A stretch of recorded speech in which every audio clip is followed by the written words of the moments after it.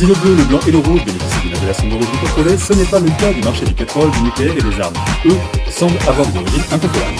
C'est en partant à la recherche de ce qui a fait que la colonisation française a produit de tels abus que Nicolas Lambert a écrit une trilogie de docu-théâtre commencée en 2004 et toujours jouée actuellement.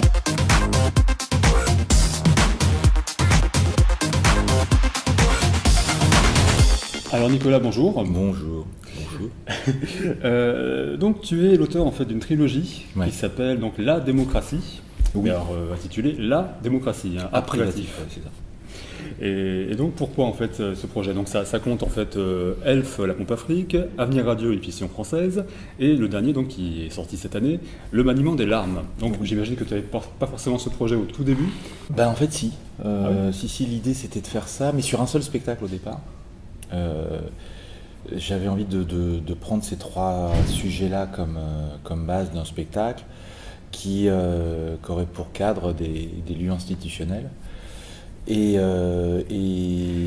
quand j'ai commencé le boulot, je me suis rendu compte qu'il allait me falloir un peu de temps. Et je me suis dit, bon bah tant pis, je vais faire, on va déjà commencer par le premier. Et rien que le premier, ça m'a pris beaucoup plus de temps que prévu aussi. Combien de temps à peu près? Oh, ça fait... les reportages en tant que tels, ça a été quelques mois déjà. Rien que j'ai assisté à l'époque au procès Juppé, au procès Elf, au procès... l'idée, c'était de voir un petit peu comment comprendre la Troisième République, la Cinquième République à travers ces trois domaines-là, qui étaient des problématiques qui revenaient régulièrement, qui reviennent régulièrement d'ailleurs toujours à la une de la presse.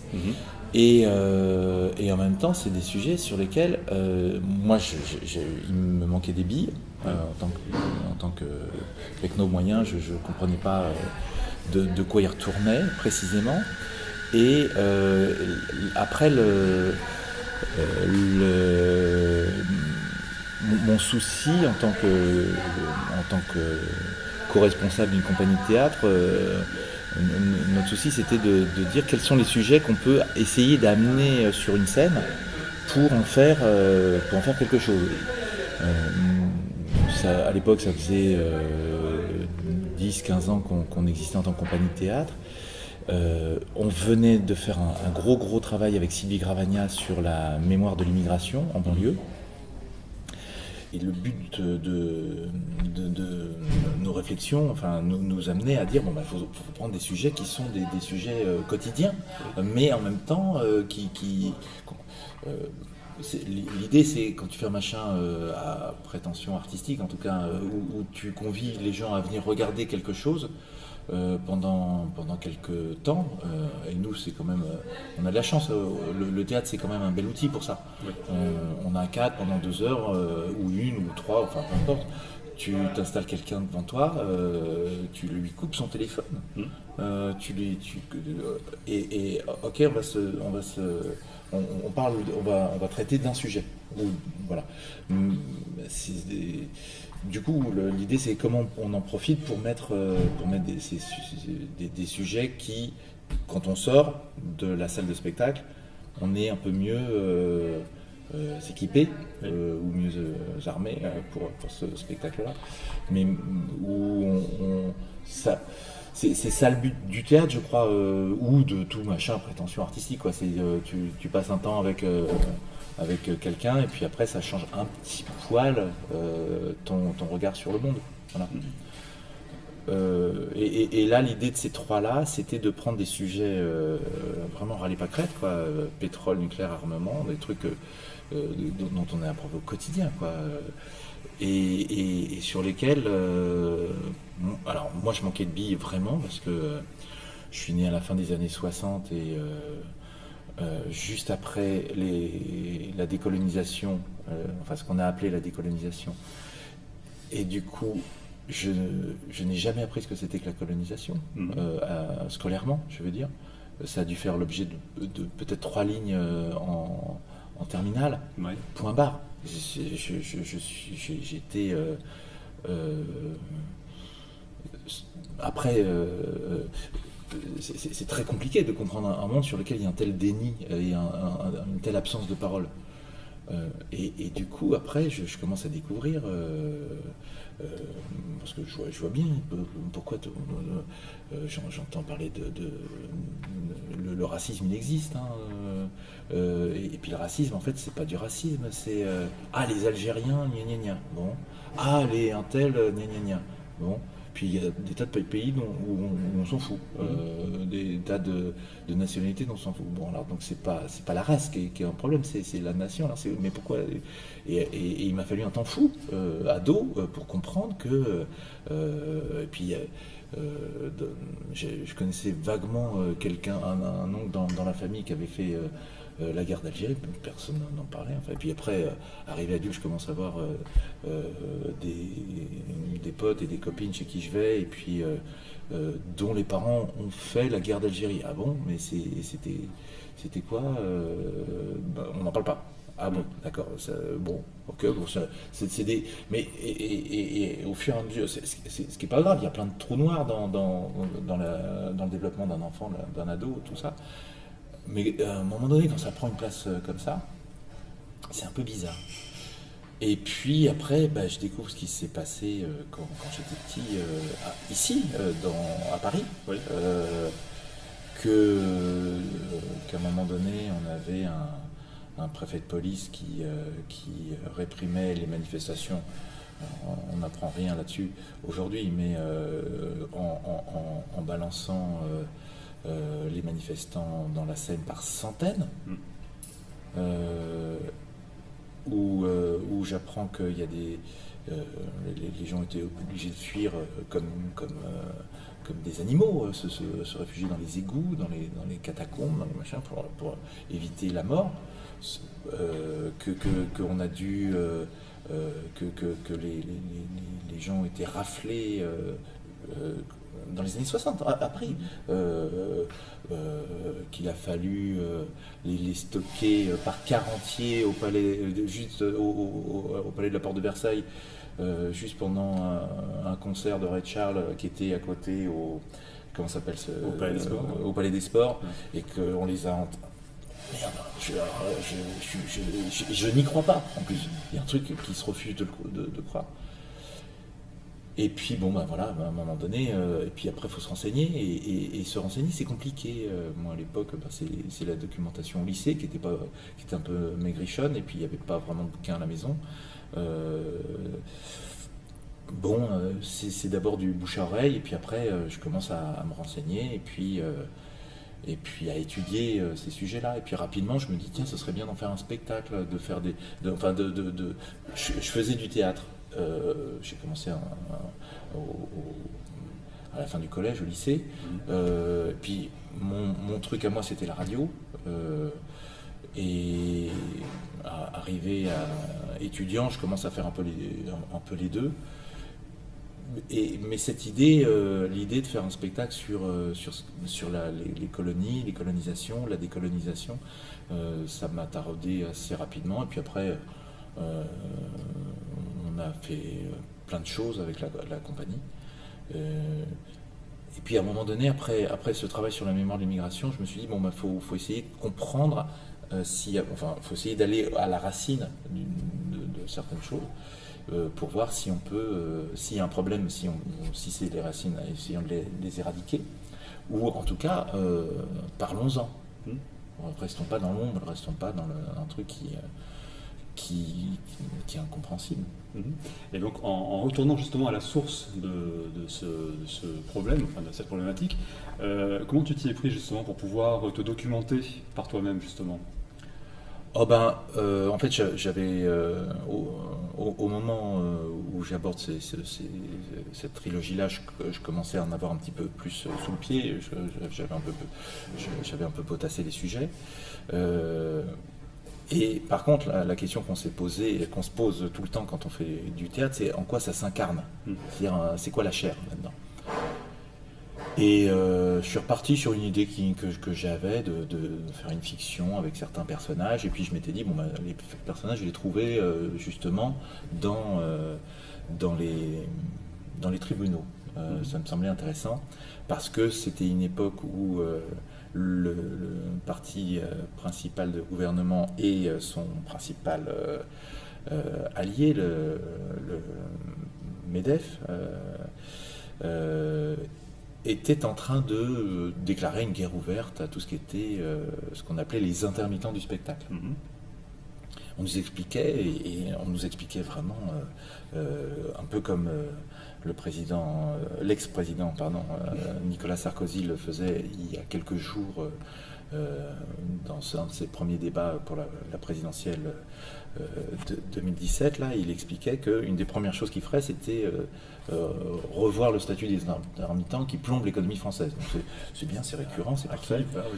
On est grosso modo dans les 12-15 000 comédiens depuis des années, depuis 10-20 ans, enfin bon, dans ce pays. On est à peu près un peu plus de musiciens et on est à peu près 8-9 000 danseurs, danseuses. Donc ça fait 30-40 000 personnes. Après on rajoute toutes les équipes de création de lumière, vidéo, etc. Mais bon, ces gens-là plomberaient l'économie française, une économie de 60, je ne sais plus combien de millions d'habitants. C'est formidable. C'est épatant. Enfin, le pouvoir qu'on a, il est redoutable. Donc bon, voilà, l'idée, elle a été de dire, bon, bah, puisqu'on est à ce point désigné comme bouc émissaire, c'est intéressant, prenons cette réflexion sur les boucs émissaires, et puis voyons si on ne peut pas, nous, retourner cette proposition intéressante, qui est celle de plomber l'économie française, et voyons comment cette économie française est utilisée par des gens qui se déclarent nos adversaires. Donc nommons l'adversaire, mettons-le sur scène et essayons de pas l'invectiver, de pas dire méchant, cochon, salopard, bon, que sais-je, mais on le met sur scène avec ses propos. Sans aucune déformation en plus. Hein, non, on prend les propos précis, on les met sur scène et vas-y, dis-nous ce que tu as à dire. Mais sur quelque chose qui fasse sens. Oui. Pas juste un propos comme ça, un propos, plus un autre, plus un autre, plus un autre. Et c'est quoi ton discours ? Qu'est-ce que tu es en train de nous dire ?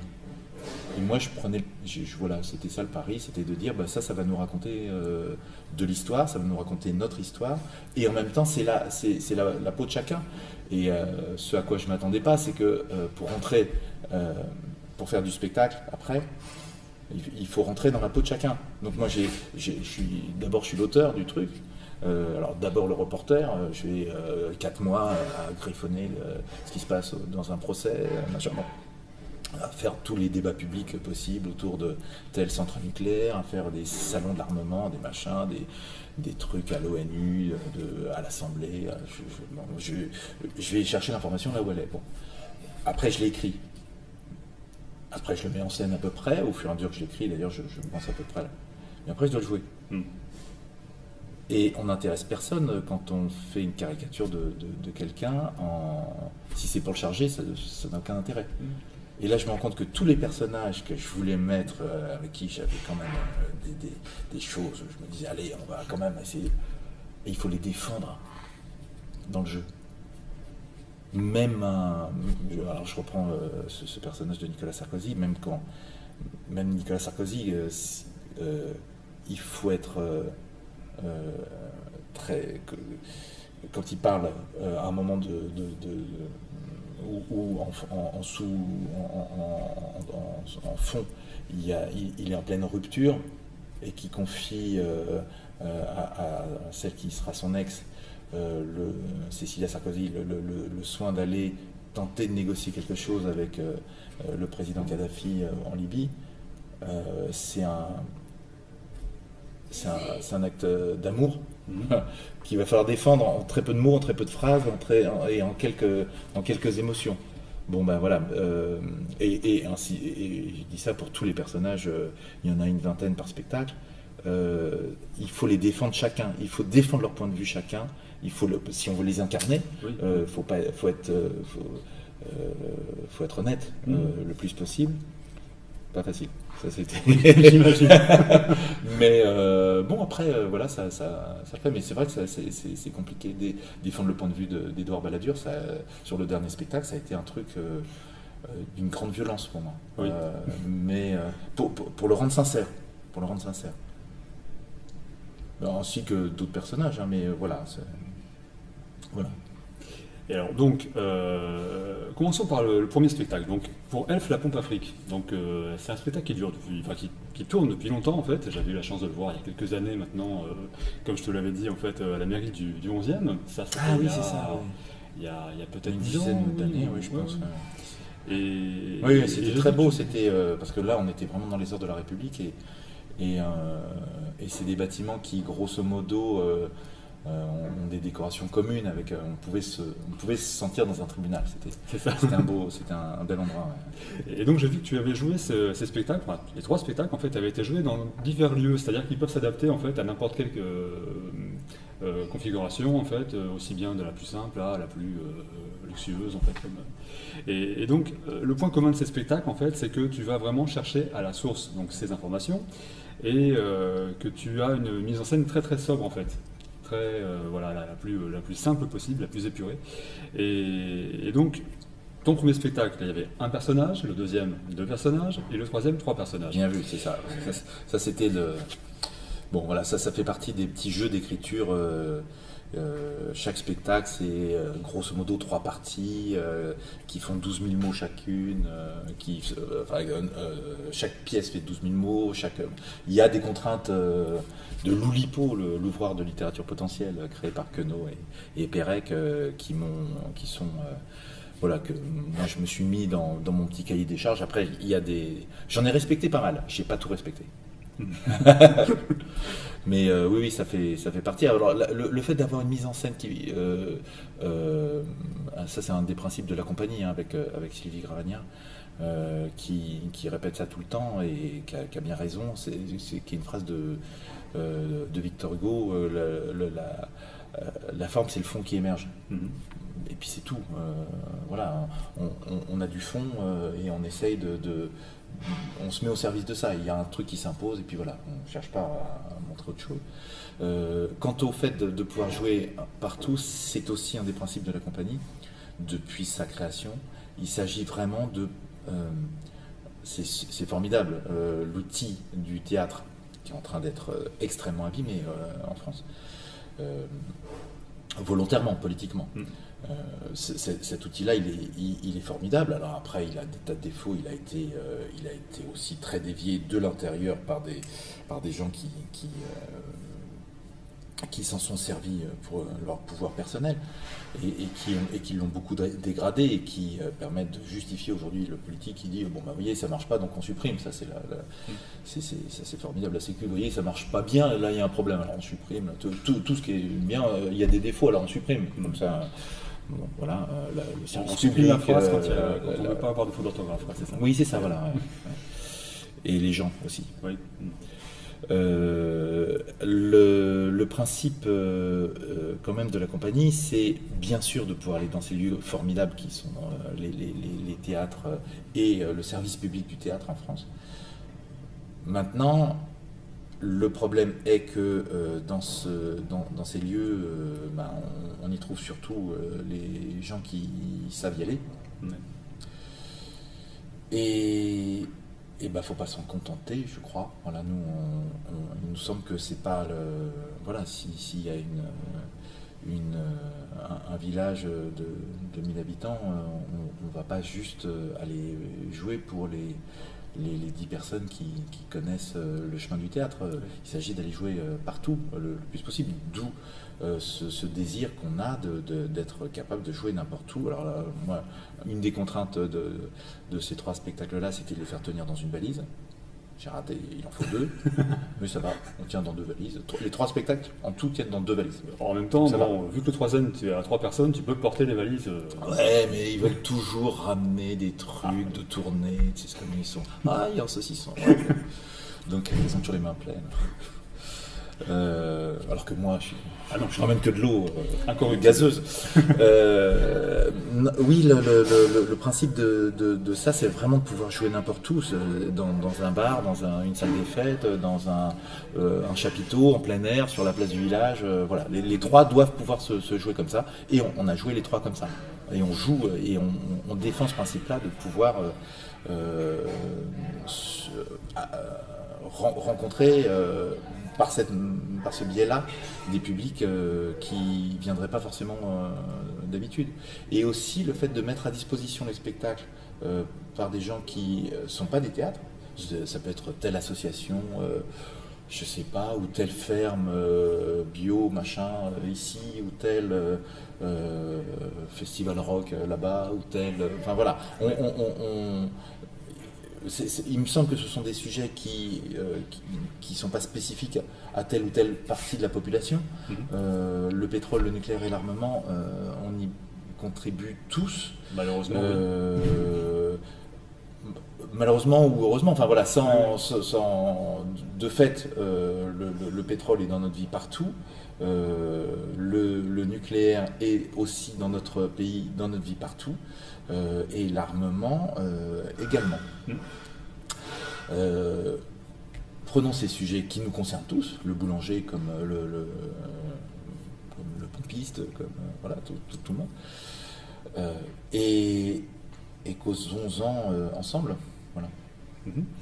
Alors, donc ces trois sujets, donc le pétrole, le nucléaire et l'armement, est-ce que tu as eu des choses strappes ou des gens qui t'ont un petit peu mis des bâtons dans les roues pour jouer ces spectacles? Ou est-ce que ça s'est fait justement le plus naturellement possible en fait pour que tu puisses être programmé dans des salles? Non. Non, j'imagine. Non, on ne peut pas dire qu'on ne croule pas sous les propositions de représentation. Non. Non. Mais tu penses que c'est une espèce de censure de la part des programmateurs ou est-ce qu'il y a peut-être d'autres raisons? Il faudrait leur poser la question. C'est compliqué. Bien sûr, il y a une difficulté à parler de ces sujets-là dans des tas d'endroits. Il y a des régions entières dans lesquelles je ne suis jamais allé en France. J'imagine à Cherbourg, La Hague et tout ça, à mon avis, c'est un peu très compliqué. C'est très compliqué. Il y a des tas d'endroits où effectivement il y a pas forcément que de l'autocensure, il y a des vraies pressions industrielles de la part de partenaires de villes ou de théâtres. La puissance d'un groupe qui aujourd'hui est en cours de démantèlement, mais c'est pour ça qu'on peut en parler. Et c'est pour ça que le nom, Areva, le nom, effectivement, Areva, la puissance d'un groupe comme Areva, il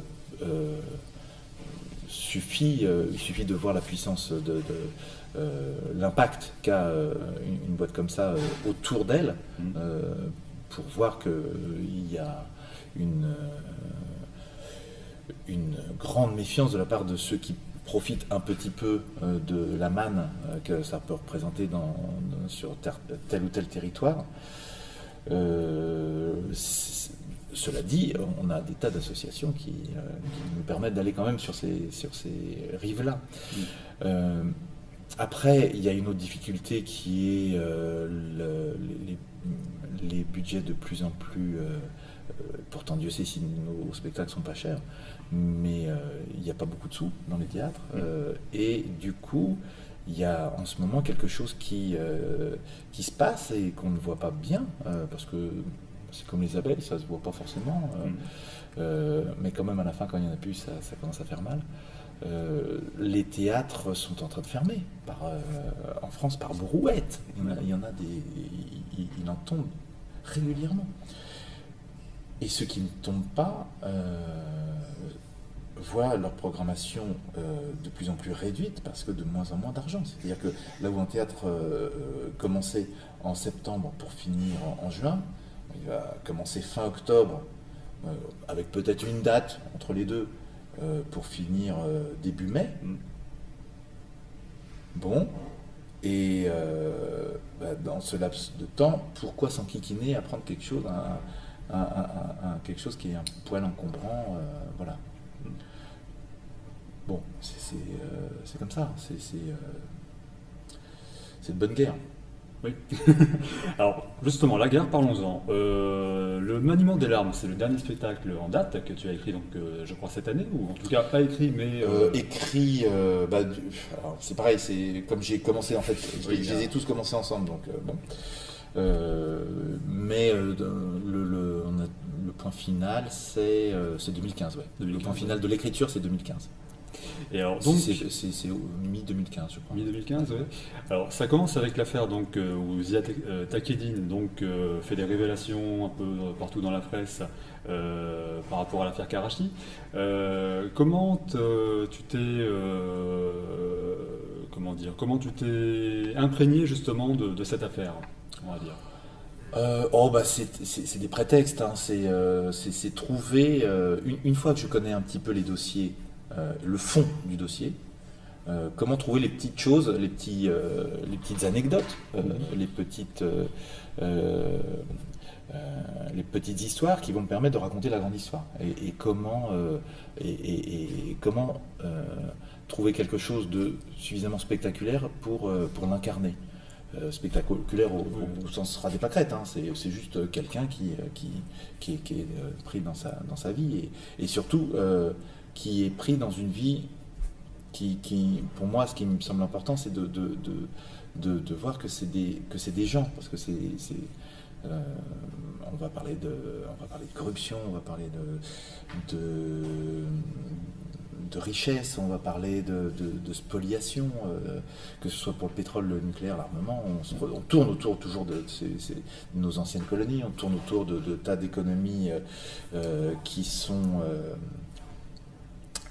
liées à notre façon de fonctionner au niveau de la Ve République. Et tout ça, c'est très conceptuel. Tu vois, la corruption, comment tu fais rentrer la corruption sur un truc Donc il faut les voir, les gens. Et c'est intéressant, ce qui m'intéressait là, c'était avec tel et tel personnage, on avait une vision à peu près globale, du début à la fin, familiale pour les personnes. Comment fonctionne une famille et comment elle explose par la façon dont fonctionnent ces personnes-là. Et de l'autre côté, on voit qu'ils font également exploser des pays entiers. Oui. Et qu'on n'a pas fini de payer ces additions-là. Mais ce qui est intéressant, c'est qu'on les voit par le quotidien, par ces gens-là, par leur chair, leurs émotions. Donc, une fois que je connais tout, une fois que j'ai grosso modo compris ce qui me semble racontable, c'est des hasards, des coups de chance, des alignements de planètes qui font que tiens, je rencontre telle personne. Ah ouais, et puis je la suis, et puis finalement, rien qu'en suivant cette personne-là, on se rend compte qu'il y a telle et telle ramification. Parfait. Sur Elf et Avenir Radieux, il y a un prétexte qui est celui de Pierre Guillaume, qui est un homme intéressant aussi, qui est la personne qui est le fils d'un ministre de la guerre, qui lui-même va être ministre de la guerre pendant la guerre d'Algérie, et qui va être l'homme qui va créer au CEA, c'est lui qui va diriger le CEA et qui va créer la bombe, l'arme française, et qui, au moment de la Ve République, se voit confier par le président de la République, Charles de Gaulle, la responsabilité de créer une entité pour contrer Total, qui est l'entreprise de pétrole qui date de l'immédiate après-guerre 14-18, et qui va être chargé de créer une entité concurrente et propre à la Ve République, et qui va devenir la plus grosse boîte de France. C'est la même personne. Oui, oui. Il est ministre de la Défense, il est le créateur d'Elf, il est l'homme de la bombe et qui va créer le nucléaire français tel qu'on le connaît aujourd'hui, qui va voilà, enfin, c'est des personnages intéressants. Oui. Mais c'est des personnages. Ce qui est bien, c'est que c'est des personnages. C'est que du coup, on ne le connaît pas forcément, Pierre Guillaumin. Il faut vraiment être un spécialiste ou habiter dans une rue Pierre Guillaumin pour avoir entendu ce nom-là. Mais ce qui est intéressant, c'est de voir que quand on chope un fil comme ça, puis un deuxième, puis un troisième, on peut tresser un petit Scooby-Doo qui tient. Et voilà, après on propose le Scooby-Doo au public et puis on voit si ça intéresse ou pas. Mhm. Et donc, le Scooby-Doo, justement, il est valable donc, pour Pierre Guillaume, pour Nicolas Sarkozy, qu'on a énormément vu effectivement sur l'ensemble des spectacles. Sur Avenir Radio, en tout cas, oui. Sur F, il n'y était pas, mais il Oui. était en sous-main. Mais on en parle, hein. Mais oui, il fait partie pour l'instant, des personnes incontournables de notre 5e République. Oui. Oui. Il l'incarne remarquablement. Et il y a même donc des allusions aussi à Manuel Valls l'an dernier. Ah oui, il, y a, il y a eu pas mal de choses aussi avec Bernard Cazeneuve. Est-ce que ces intéressés justement ont eu vent de ces spectacles, tu penses? Alors le dernier spectacle, je sais pas parce qu'il est assez récent et qu'il n'est pas.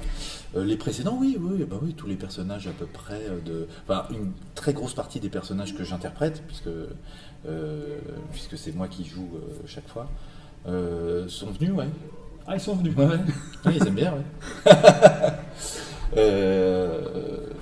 Et c'est arrivé très tôt, dès la deuxième représentation d'Elf. J'ai eu la chance d'avoir un papier dans la presse nationale assez tôt, oui. sur le spectacle Elf, qui fait que dès le lendemain de l'apparition de ça, je jouais dans des troquets du 11e, il y avait des cadres d'Elf qui venaient, puis à la fin qui m'expliquaient des tas de trucs en plus. Oui. Bah ouais, vous avez vu ça, mais vous n'avez pas dit ça, parce que vous savez qu'en plus il y avait ça. Bon, d'accord. Ah, ils étaient vraiment. Ils complétaient le spectacle en oui, fait. Oui, bien sûr. Ouais. D'accord. Ouais, avec un vrai intérêt pour. Moi, ce qui m'a beaucoup touché, et c'est là où je me dis que c'est la force du théâtre, c'est de dire je vais revenir avec ma femme et mes gosses parce que j'aimerais bien qu'ils voient ça, qu'ils comprennent ce que je faisais. Bon. Peut-être une manière de déculpabiliser justement. Oui.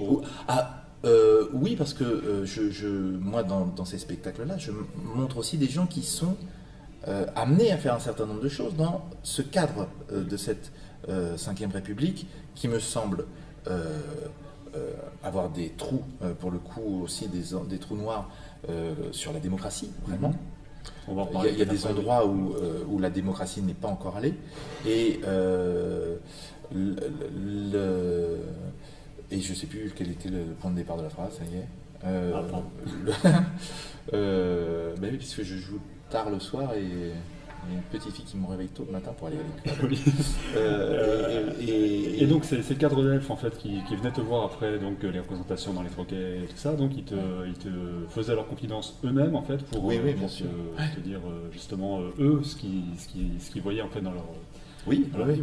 Oui, et puis et également permettre de se servir du théâtre pour c'est ça, pour montrer que ils étaient amenés à aller dans cette direction-là, dans un cadre qui est celui de leur société respective, qui est elle-même s'inscrit dans le cadre d'une 5e République qui tend vers ça. Et le but du jeu, quand j'interprète tous ces personnages-là, il n'est pas de m'acharner sur les personnes. C'est pas, je pense pas abîmer les personnes. Et en général, les gens il y a plein qui sont pas venus. Mais il y a beaucoup de proches, familiaux, frères, sœurs, ex, machin, ou ex-amis ou amis, des personnes que je joue ou faux amis peut-être, non ? Ou faux amis. Mais qui peuvent être touchés par l'interprétation que je fais, et ça j'en suis très fier. Comme comédien, ça me fait toujours plaisir de se dire qu'on se trompe pas trop. Ce qui est important là-dedans, c'est de montrer que c'est pas les personnes en tant que telles qui posent ce problème-là. C'est que si tu les mets dans telle et telle situation, il y a de fortes chances pour qu'ils aillent dans cette direction-là. Oui, ils n'ont pas le choix, quoi. Ils ont le choix. Non, ça, là, je suis pas d'accord. Moi, je pense que, et c'est ça qui m'intéresse aussi, c'est de montrer comment ils font ce choix-là, Mais ils sont quand même dans un cadre où tout incite à faire ça. Ils ont le choix. Ils y vont. Il y en a qui choisissent de ne pas y aller. Vraiment. Dans tous les milieux. Et là, on le voit avec tous les lanceurs d'alerte en ce moment. La fille qui, à UBS, se barre en disant stop, non, je ne peux pas continuer à faire ça. Stéphanie Gibault, qui va à la justice, qui dit, voilà, et qui se fait laminer, qui se retrouve au RSA, elle avait le choix entre continuer à avoir une vie honorable, respectable, des moyens, etc., ou dire non, là, ça va pas. Et grâce à elle, grâce à des tas de lanceurs d'alerte, grâce à des tas de grains de sable, on peut enrayer ces machines-là et essayer de faire fonctionner une autre machine qui soit à notre service et pas au service de quelques intérêts. Oui. Donc voilà, tout ça pour dire que ce qui est intéressant quand même, c'est de voir comment ces choix se prennent par ces individus-là, et puis surtout quand ils prennent de plus en plus de mauvaises directions, à mon goût, en tout cas qui prennent de plus en plus des directions qui entraînent, là en l'occurrence, leur vie, leur famille dans des trucs qui vont exploser, et qui entraînent aussi des pays à exploser, et là ça pourrait être leur problème, mais ça ne l'est pas parce que c'est en notre nom. Oui. Et il est là le problème. Qu'ils fassent, voilà, que ce soit qu'il y ait des escrocs, qu'il y ait des ceci, qu'il y ait des cela, bon, c'est la vie, c'est comme ça. Si c'est en notre nom, si c'est en ton nom, si c'est en mon nom, ça pose un autre problème. Et là, c'est notre boulot d'intervenir. Théoriquement, d'après le papier, c'est nous le peuple souverain. Le souverain, c'est le peuple. Bon, si c'est le cas, ouvrons-la. Alors justement, on en reparlait en fait à l'instant, donc ça s'appelle La démocratie, en fait, l'ensemble des 3 spectacles. Est-ce que tu as un autre spectacle en vue pour compléter peut-être cette trilogie par la suite, qui parlerait peut-être de thème J'ai d'autres perspectives là. Après, c'est de voir dans quel. Oui, bien sûr. J'imagine. ça, sous le coude, il y en a. Après, il faut le temps, faut des sous, faut tout ça. Ouais, j'aimerais bien. Ou à la limite. Si, parce que quand tu mobilises un musicien pendant 3 mois pour répéter, s'il ne peut pas faire autre chose, il ne va pas être content. Donc il faut payer des répétitions, il faut payer un lieu avec de la lumière, il faut payer, c'est des sous tout ça. Ça d'accord. Le fait que effectivement cette trilogie-là donc soit finie, terminée en fait, pour cette écriture-là, est-ce que tu as d'autres projets justement pour repartir sur d'autres bases effectivement, donc justement peut-être j'ai envie de voir dans quel cadre ça se passe, c'est cette trilogie-là. Donc moi j'ai très envie de parler de l'Europe et de l'OTAN. Oui. Justement, l'Europe et l'OTAN. Ah, est-ce que tu as vu, il y a quelques jours, je crois, c'était le président philippin, il s'est adressé au Conseil européen, en fait, en faisant un doigt d'honneur, en fait, en disant « allez vous faire foutre ». Est-ce que cette information-là qui ne passe pas finalement dans les médias, en fait, on risque pas d'en avoir de plus en plus avec Internet, avec les gens qui l'ouvrent justement dans d'autres pays, qui nous permettent d'avoir une information un peu plus juste, justement. Parce que là, je pense que le maniement des médias, justement, est un petit peu au cœur maintenant de ce qui nous amène à parler plus de ce genre de sujet-là. Alors moi j'ai pas vu cet exemple-là parce que je suis dans une logique là de comédien un peu bizarre où je fais 20 personnages par jour et où je suis assez centré là, c'est très nombriliste comme boulot, celui de comédien. Donc là et on vient de le commencer, donc c'est assez remuant. Donc j'ai pas vu cet exemple-là. Oui, il y a une réflexion à mettre, enfin sur les médias, bien sûr. Moi, je la suggère pendant tout au long de ces 3 spectacles-là, puisque je fais média tout seul, quoi, sur 2 pattes. Je suis le gars qui va chercher l'info, qui la met en forme et qui l'interprète. Le média, c'est ça, celui qui est intermédiaire. Il se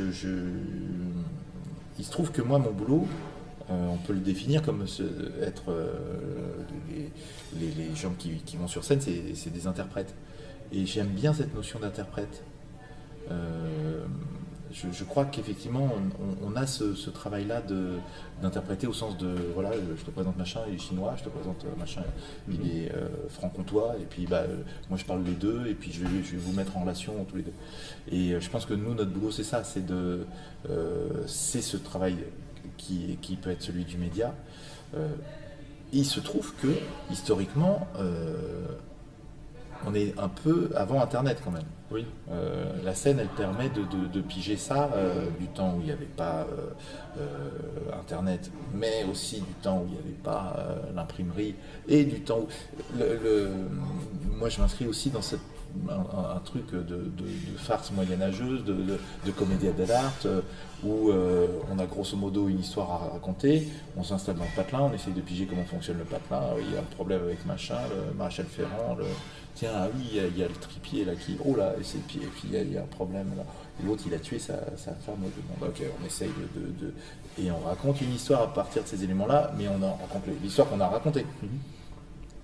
Et du coup, ça peut faire prendre conscience de certaines choses, voilà, donc ce travail-là, d'être intermédiaire, d'être média, d'être interprète, me semble être légitime. Voilà. Je pense que la scène est quelque chose dont il faut d'autant plus surprendre qu'aujourd'hui on a tellement peu de moyens de se passer des immenses fortunes qui détiennent nos moyens de lire le monde. Qu'il faut faire circuler l'information comme on peut, chacun. Mais c'est vrai que là, ça a l'air de circuler de plus en plus, ça a l'air d'être de plus en plus facile. Faut voir ce qu'on reçoit, quoi. Oui, il y a beaucoup de désinformation en fait. Alors, sans doute, mais il y a aussi beaucoup d'informations. Sous laquelle on croule. Les deux posent problème. Alors, il suffit de ne pas parler de certaines choses pour être désinformé, en effet, ou mal informé.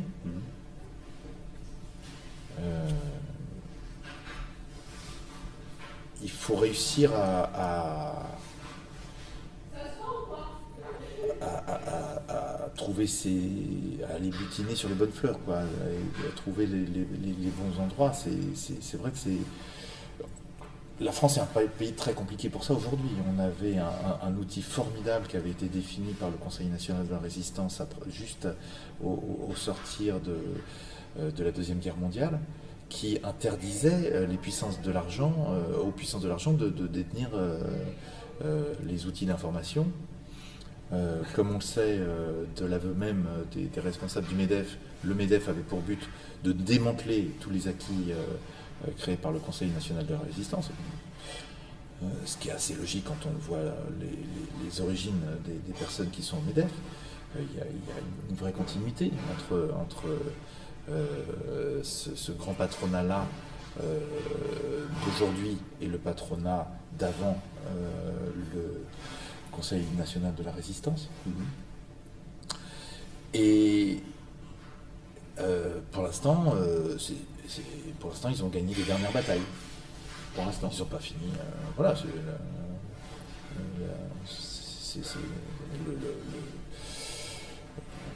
la vie continue.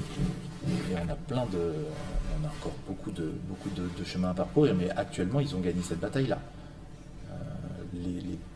Les plus grosses fortunes ont acquis l'ensemble des moyens d'informer la population française.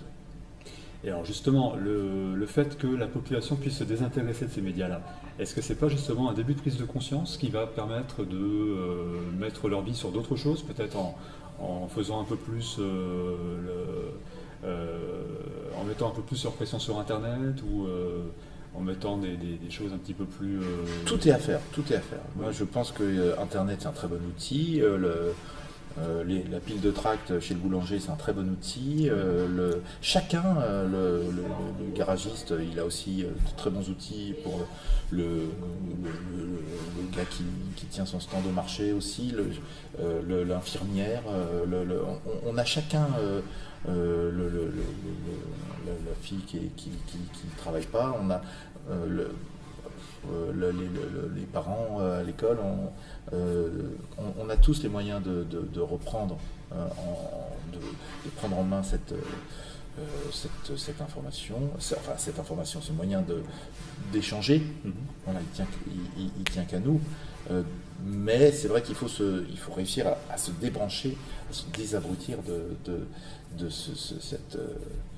cette BFMisation, on va dire, sans les nommer, mais bon, pas forcément. Oui, je pense qu'il y a sûrement des gens très bien à BFM, probablement. Mais ils sont Je pas suis conscients. même pas sûr que ce soit là le problème, Oui, en fait. oui. Je pense que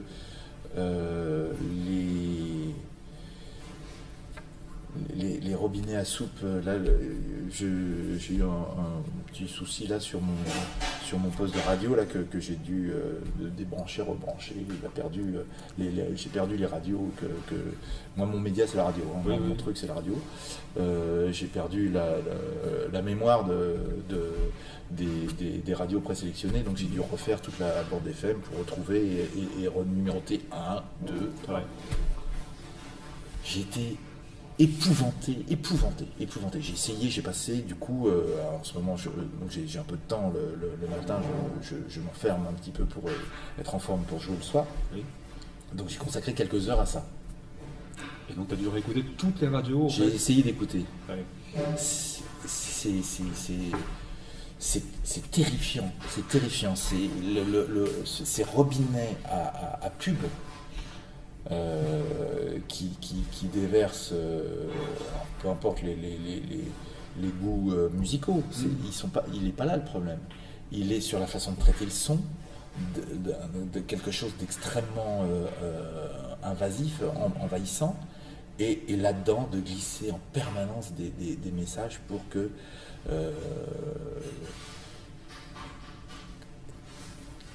je repense à cette représentation nationale là qui a réussi à empêcher des députés cette année-là Oui, oui. d'interdire la pub dans les moments de jeunesse de télévision. Les émissions de jeunesse sont gavées de pubs, mais que ce soit con, c'est le boulot de la pub, d'être con. Mais le problème, c'est qu'elle comme disait Cavana, ça rend con. C'est ça le problème. Et rendre con un adulte, il est responsable, tant pis. Rendre compte un enfant, là, on est dans le délit si c'est pas dans le crime. Voilà. Et que des parlementaires français aient empêché des législateurs de faire en sorte de protéger les enfants de cette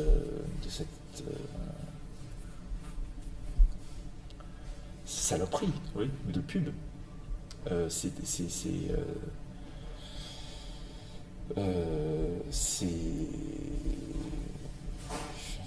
difficilement qualifiable en restant poli. Oui. Et donc oui, en sachant effectivement qu'il y a eu des études qui ont été faites, je crois en fait en laissant en fait une femme lire une revue, en mettant des électrodes et tout ça dans son cerveau, enfin sur son cerveau, en regardant la télévision et en relisant et tout ça, ils se sont aperçus en fait que les personnes étaient beaucoup plus réceptives, on va dire, dans un moment, on va dire, de passivité à la télévision.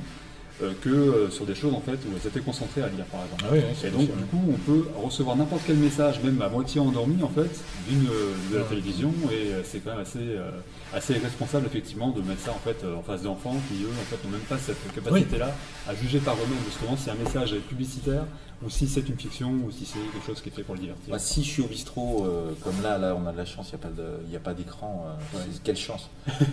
Mais quand il y a, effectivement, quand il y a BFM à la télé, t'as beau me raconter un truc passionnant sur ta famille, je vais regarder BFM. Ouais. Bon, c'est comme ça. Mais c'est mon problème, je suis adulte en effet. Voilà. Je crois qu'il y a une responsabilité à reprendre chacun en tant que citoyen, enfin, en tant que peuple, de refaire média, oui, de refaire, et du coup pour toutes les personnes qui essayent de comprendre un petit peu la façon dont va ce monde, d'être de ne pas chercher simplement à figurer dans les médias, quoi, mais à aller voilà, prendre sa valise et puis à raconter des histoires si c'est ton boulot, ou alors si toi voilà, après avoir réparé tant de bagnoles dans ton garage, et que après tu vas effectivement sur internet ou dans le journal ou machin, ou dans l'asso du coin pour essayer de piger comment qu'est-ce qui se passe là à tel endroit de Saône-et-Loire, dans le Limousin, dans machin, dans le truc. Ah, on est en train à Bure, on est en train de faire ça, tiens, à tel endroit on essaye de nous imposer encore je sais pas, un réacteur. Bon, bah, allons profitons de chacun de nous pour essayer d'aller trouver des infos et puis nous les présenter, quel que soit le cadre. Moi, mon truc, j'ai commencé à faire du théâtre vers 17 ans, et ça, je sais faire ça. J'aurais fait poterie comme atelier au collège. Peut-être j'essaierai de raconter ça à travers la poterie, j'en sais rien. Mais bon, voilà. Et en fait, on n'est pas éduqué finalement face à l'information. On ne sait pas en fait distinguer qu'est-ce qui nous est imposé finalement et ce vers quoi il faudrait aller pour pouvoir trouver la vérité dans chacune des informations qu'on essaie de communiquer finalement. On ne l'est pas nous adultes, parce que nous on vit, on a été éduqués, on a aussi une façon de concevoir l'éducation dans ce pays qui, comme l'a très bien raconté Franck Lepage, qui est embêtant, parce que on s'est arrêté à l'enfant, comme si après on n'apprenait plus. Et après tu t'es figé, ben voilà, toi t'as le BPC, toi t'as le bac, toi t'as la licence de machin, t'as le doc de truc, super, t'as le master machin. Bon ben voilà, c'est bon, c'est fini, t'as appris, maintenant bosse. Ben non, ça s'arrête pas là l'éducation. Enfin, je connais aucun vieillard qui apprend pas tous les jours des trucs. Enfin, voilà, mais par contre, on te le dit, c'est fini, arrête d'apprendre. C'est bosse, tiens, fais ça. Voilà, et puis tu fais ça, ok, tu fais ça toute la journée, tu bosses, si tu as la chance d'avoir un boulot. Maintenant, en plus, c'est limite, il faut pas payer pour bosser. Et puis après, tu rentres, puis si tu as une famille, bah, tu as ta famille. Si tu es dans un autre cadre, rien n'est configuré pour continuer l'apprentissage de la vie. Si tu n'as pas eu la chance de faire ce chemin-là par ton éducation, par des rencontres, et la plupart du temps, si tu n'as pas eu la chance d'apprendre bien, maintenant on prend par le colbac et on te fout en tôle direct. C'est pas comme ça qu'on fait. Ah bon, mais on me l'a pas appris. Mais je m'en parle, tu vas en tôle. Et encore pire si t'as pas les moyens, si t'as pas la capacité, si t'es un peu déficient, ou si t'as pas machin. Il y a eu toute une période formidable de l'histoire où on traitait par des lieux spécialisés, psychiatrie dans les cas les plus profonds, mais maintenant les hôpitaux psychiatriques ferment aussi par ouette, et après quand tu rentres dans une prison, tu te rends compte qu'ils sont là. Oui. Et que tous ces gens enfermés n'ont rien à faire là-dedans, et qu'on a besoin d'eux dehors, quoi. On a besoin tout le monde a besoin de ces gens-là, et que je me rends compte que ceux qui, quand même, qu'il faudrait quand même isoler parce qu'ils font vraiment beaucoup de mal, on est en train de les mettre à la tête de notre État. Oui. Alors là, ça commence à poser des questions. Il va peut-être falloir y répondre. Est-ce que finalement, la place des hommes d'État ou des politiques professionnels, ce ne serait pas justement de remplacer ces personnes-là en hôpital psychiatrique et les personnes qui sont dans l'hôpital psychiatrique, en fait, qui finalement sont peut-être des personnes finalement plus éveillées que d'autres, tout dépend de quel côté du prisme on les regarde, peut-être que ces gens-là ont justement des choses à penser de la société et des choses à nous apporter justement par rapport à ça. Et peut-être qu'en inversant peut-être les rôles, en mettant peut-être des citoyens, en fait, à proprement parler, à l'honneur justement pour les mettre dans ces places-là, est-ce qu'il n'y aurait pas peut-être un moyen de changer les choses? En tout cas, on a intérêt, nous, à reprendre en main cette notion je pense, de démocratie, c'est-à-dire du peuple souverain, Oui. et à bien traiter ce peuple-là. Quand aujourd'hui, un gouvernement qu'on appelle socialiste tire fait tirer de façon systématique sa police sur les personnes qui manifestent leur désaccord, quand on voit la façon dont les propositions populaires sont dénoncées comme populistes, populiste qui n'était pas un gros mot jusque-là, mais ils ont réussi même le mot populiste. Il y avait un prix du roman populiste qui était formidable, puisqu'il y avait très peu de temps. Enfin, le populiste, c'est pas un gros mot. Oui, c'est comme le mot démocratie qu'on a détourné de son sens premier d'ailleurs. Hein. Oui, mais populiste, avoir réussi à saloper cette notion-là, waouh. Après, on a aussi un ancien président de la République qui a réussi à dénigrer les droits de l'homme en reprenant l'expression du Front National du droit de l'hommisme. C'est formidable. Donc de réussir à faire que ce qui devrait être la base est devenu juste la chose à dénoncer et à mettre en prison et à enfermer. Oui, on a un gros travail devant nous là, mais en même temps c'est sympa d'avoir du travail devant soi. Là, on a un vrai boulot qui va consister à remettre les choses dans le bon ordre. Alors, la solution, ou une des solutions, ça pourrait être quoi? Ça pourrait être le tirage au sort, ça pourrait être... on a peut-être beaucoup à dire. Alors là, j'en sais rien. Je sais pas, mais des solutions, il faut regarder ailleurs. Je pense qu'il faut butiner dans tout ce qui va bien, voir comment ça fonctionne. Si en Islande ça fonctionne, c'est peut-être pas inintéressant. Si en Équateur ça fonctionne, c'est pas inintéressant. Si en Suisse ça fonctionne, il y a des trucs. Nous, sur ces domaines de l'armement, là, voilà, revenons au ras des pâquerettes, il y a quelques mois, enfin, il y a un peu plus d'un an maintenant, l'État fédéral suisse décide de l'achat de tel et tel type d'avion. Il y a un truc qui a l'air bizarre. Le peuple souverain, il y a plein de défauts en Suisse, mais prenons les qualités des uns et des autres, puis voyons.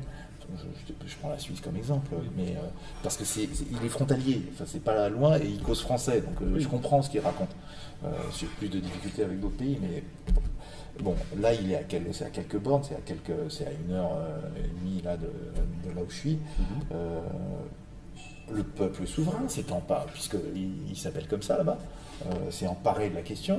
Il a dit non, tel type d'avion, là ça va pas, peu importe, c'est des Gripen, machin, des avions suédois, des avions militaires très ça vaut des sous, quoi. Donc on fait pas n'importe quoi avec les sous. Et là il dit non, les contrats ils n'ont pas l'air d'être, c'est pas clair. Non, on prend pas.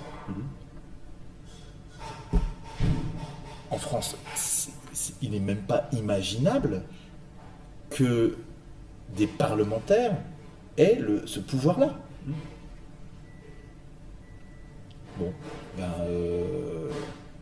c'est peut-être une solution d'aller picorer ces façons de procéder pour se réapproprier la chose publique. La chose publique, c'est la chose du peuple, hein, donc bon, la République, c'est censé être la chose du peuple.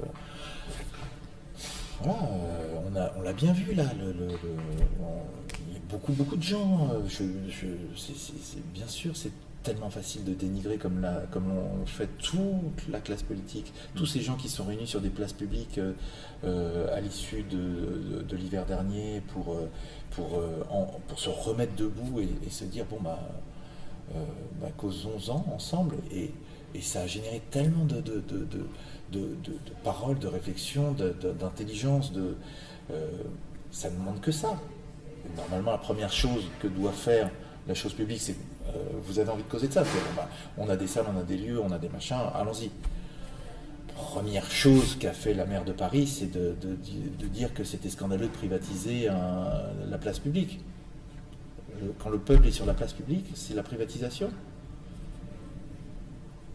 C'est terrifiant comme propos. Et même en comptant le fait que tout regroupement de plus de 2 ou 3 personnes, je crois, a été considéré comme manifestation. Maintenant, comme on est dans l'état d'urgence plus, on peut dire n'importe quoi. Là, c'est ça. Ça n'a plus aucun sens. Tout est permis, et il est même permis à un président de la République de dire, et comme un mantra, de dire on n'ira pas dans l'état d'exception. Alors qu'on est dans l'état d'exception, par définition, dans l'état d'urgence, depuis bientôt 1 an. Oui. C'est-à-dire qu'on est dans un truc qui est... Et le storytelling, puisqu'ils nous ont pris cette façon, le storytelling, c'est-à-dire l'art de raconter des histoires, c'est notre boulot, mais leur storytelling, ça consiste à dire, moi, président, il n'y aura pas d'état d'exception. Moi, président, je suis très content qu'il n'y ait pas de peine de mort. J'envoie des drones régulièrement tuer des cibles depuis que je suis en poste, mais qu'est-ce que je suis fier de pouvoir célébrer le Xème anniversaire de la fin de la peine de mort par Badinter. Ce type, c'est d'une violence, ce gouvernement et cette présidence est d'une violence qui est probablement un très bon cas d'école pour réfléchir à faire le contraire. Oui. Alors donc, effectivement, c'est le cas de cette présidence, ça a été aussi le cas de la présidence Sarkozy. On est dans... Oui, c'est pour ça que alors là, j'accentue le trait sur cette présidence-là, mais je pense qu'effectivement, le cadre de cette Ve République qui donne les pouvoirs régaliens, c'est-à-dire les pouvoirs du roi, à une personne, c'est le contraire de la démocratie. Les pouvoirs régaliens doivent être pour le peuple souverain. Enfin, c'est important de remettre le mot souverain à côté de peuple. Nous sommes le peuple souverain, théoriquement. Oui. Donc, faisons-le. Enfin, ça ne va pas être juste la théorie. Et je ne vote pas pour une personne pour après me désintéresser de la chose publique. Je vote pour une personne parce que là, moi, je suis désolé, j'ai pas le temps d'aller à l'ONU pour aller causer avec Ahmadinejad ou avec machin, ou avec, peu importe, ou avec Poutine. Moi, je vais pas le faire. Mais je veux bien que lui il le fasse en mon nom. Ça, je veux bien. Mais attention, c'est en mon nom. Donc tu fais attention à ce que tu dis. Tu dis pas n'importe quoi. Et ok, je veux bien dire que Daesh, c'est des méchants parce qu'ils coupent les mains, ils zigouillent les gens par flopper, qui voilent leurs femmes. Mais pas pour faire dans le même mouvement remettre la Légion d'honneur à tel représentant saoudien et lui proposer de nous acheter énormément d'armes de guerre qui vont nous permettre, nous, d'acheter les nôtres. Cet argent-là va nous permettre, nous, de nous équiper, mais dans le même temps, on file toutes nos armes, les plus modernes, les plus évoluées, les plus... à un régime qui est... Enfin, qu'il y ait un Daesh qui a réussi. Enfin, c'est des gens qui coupent les mains, qui voilent leurs femmes, qui interdisent tous les droits justement aux femmes, qui exécutent par brouette aussi. Et après, on va me dire, bah oui, mais nous, on est les gentils, et puis eux, c'est des gentils, et c'est bon. Voilà, alors il se trouve que c'est moi président, toi président, mais c'est nous le président. Enfin, voilà, c'est nous souverains. Nous, souverains, on trouve que c'est pas terrible. Et on aimerait bien trouver les moyens de faire entendre cette parole-là. Faisons-le, voilà, c'est notre boulot. Trouvons. Il y a une caméra, super. Il y a une scène, super. Il y a un troquet, super. Il y a moyen, voilà. C'est notre boulot. Voilà. Ça, c'est par contre, je pense que là, ça y est. Il faut pas trop traîner parce que les orages qui s'annoncent là. Va falloir trouver de quoi se protéger. Ouais. Justement, en 2017, ça se passe comment? Est-ce qu'il faut justement arrêter de donner son pouvoir justement à des représentants qui ne nous représentent plus finalement? Faut pas trop se leurrer. Est-ce qu'il faut justement arrêter de voter? Ou est-ce qu'il faut continuer justement à avoir des François Hollande élus président de l'année, des Barack Obama sacrés représentants du prix de la paix, enfin le prix Nobel de la paix. Est-ce qu'on continue comme ça ou est-ce que justement il ne faut pas un virage complètement à 180 degrés justement, que tout le monde assumerait et qu'il faut reprendre le pouvoir comme ça vraiment par le peuple, quoi? Moi j'ai pas de... j'ai pas la bonne réponse, hein, j'en sais rien. J'ai pas de... Puis mon opinion... j'ai pas de... j'en sais rien. Et je crois pas non plus qu'il y ait... je pense pas qu'il y ait une vérité là-dessus. Il y en a plein par rapport à des tas de trucs, par rapport à des tas de domaines. Pour moi, la présidentielle est probablement le problème, pas la solution. Oui. Juste après la présidentielle, il y a les législatives. Il y a des choses, qui se passent à cet endroit-là. Le gouvernement socialiste de Jospin a fait en sorte que les législatives soient devenues un truc qui n'a plus aucun intérêt après la présidentielle. Essayons d'avoir un discours, déjà une pensée sur le régime présidentiel, sur cette Ve République, et peut-être écoutons avec bienveillance ceux qui proposent de la remettre en question. Voilà, il y a déjà et c'est déjà pas mal pour des gens qui bossent sur cette question-là depuis un bout de temps. Aujourd'hui, cette question est devenue une question publique, la question de la constitution dans laquelle nous sommes. Refaire constituante, c'était quelque chose d'extrêmement marginal sur la dernière présidentielle de 2012. Alors, même s'il y avait beaucoup de gens qui travaillaient dessus, aujourd'hui, ça devient un vrai objet de débat. Ce n'est qu'un débat. Nous suivons le début. Oui. Et continuons à être debout. Surtout, oui. Eh bien, écoute, je crois que ça sera une belle conclusion. Peut-être des derniers mots en fait par rapport à ça, en fait, au fait qu'on puisse se retrouver notre propre pouvoir finalement. Ce qui est certain, c'est que il va pas falloir négliger la force de l'adversaire en face, pour qui ça n'est pas du tout l'intérêt. Oui. Voilà.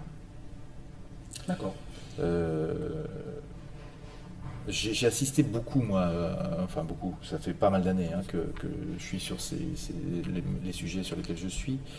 Il y a des choses qui m'ont beaucoup impressionné dans les salons de l'armement. C'est la militarisation de ce qu'on appelait autrefois les gardiens de la paix, oui. Qui sont devenus depuis les forces de l'ordre. Oui. Ce qui n'a plus aucun rapport. Moi, quand j'étais petit, il y avait des gardiens de la paix et aujourd'hui, on force l'ordre. Oui. Il y a un ordre forcé. Et c'est très... Il y a une très grande violence qui est permise par les outils de ces forces de l'ordre. On peut leur en vouloir d'être à l'endroit où ils sont. Maintenant, ils sont au service d'un pouvoir qui leur donne les moyens, qui leur donne les ordres. C'est fait en notre nom. Et cette puissance-là, aujourd'hui, elle est militarisée entièrement. Dans ces salons de l'armement, moi j'ai vu comment on organise des désordres. Ça s'apprend. Oui. C'est intéressant de voir comment on montre à des gens comment infiltrer un mouvement, comment générer des petites violences qui deviennent de plus et inciter des personnes qui peuvent éprouver certaines émotions, comment les pousser un tout petit peu et après exercer une répression formidable. Et bon, voilà, on n'apprend rien, de même qu'on n'apprend rien en lisant les propos de Patrick Buisson, l'ancien conseiller de Nicolas Sarkozy, qui explique dans son dernier ouvrage là, qui sort aujourd'hui comment Nicolas Sarkozy, en tant que ministre de l'Intérieur, procédait de cette façon-là pour fomenter des troubles dans certaines manifestations pour pouvoir après asseoir son propre pouvoir. Voilà. Et comment et on entend après les policiers dire bah oui, je confirme, ouais, nous on était en mesure d'organiser quelque chose de l'ordre de la paix, et on n'a pas eu ces ordres-là, mais on a eu les ordres contraires. Oui. Bon, voilà. Donc, ne négligeons pas cette force-là. Sachons qu'elle est militaire en face. Oui. Elle est militaire de façon plus open bar maintenant, puisqu'on est sous un état d'urgence qui ne semble pas être parti pour se lever. Donc, on est dans un état d'exception où la justice passera en dernier. Oui. Où on peut maintenant utiliser des armes non létales, comme on dit, qui est un autre mot pour dire arme de torture, c'est ça, ou outil de torture.